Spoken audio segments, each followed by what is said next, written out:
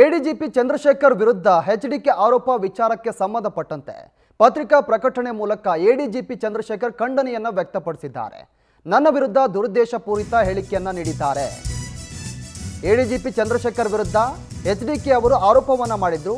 ಆ ವಿಚಾರಕ್ಕೆ ಸಂಬಂಧಪಟ್ಟಂತೆ ಪತ್ರಿಕಾ ಪ್ರಕಟಣೆ ಮೂಲಕ ಎಡಿಜಿಪಿ ಚಂದ್ರಶೇಖರ್ ಖಂಡನೆಯನ್ನ ವ್ಯಕ್ತಪಡಿಸಿದ್ದಾರೆ. ನನ್ನ ವಿರುದ್ಧ ದುರುದ್ದೇಶಪೂರಿತವಾಗಿ ಹೇಳಿಕೆಯನ್ನು ಕೊಟ್ಟಿದ್ದಾರೆ.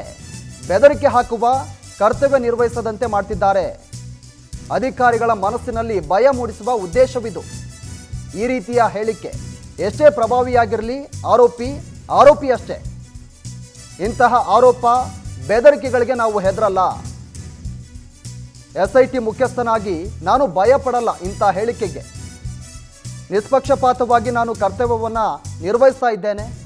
ಯಾವುದೇ ಬೆದರಿಕೆಗೆ ಹೆದರೋದಿಲ್ಲ. ಕುಮಾರಸ್ವಾಮಿ ಹೇಳಿಕೆಗೆ ಎಡಿಜಿಪಿ ಚಂದ್ರಶೇಖರ್ ತಿರುಗೇಟನ್ನು ಕೊಟ್ಟಿದ್ದಾರೆ. ಎಡಿಜಿಪಿ ಚಂದ್ರಶೇಖರ್ ವಿರುದ್ಧವಾಗಿ HDK ಅವರು ಆರೋಪವನ್ನು ಮಾಡಿದ್ರು. ಇವತ್ತ ಆರೋಪಕ್ಕೆ ಪತ್ರಿಕಾ ಪ್ರಕಟಣೆ ಮೂಲಕ ಎಡಿಜಿಪಿ ಹೇಳಿಕೆಯನ್ನು ಕೊಟ್ಟಿದ್ದಾರೆ.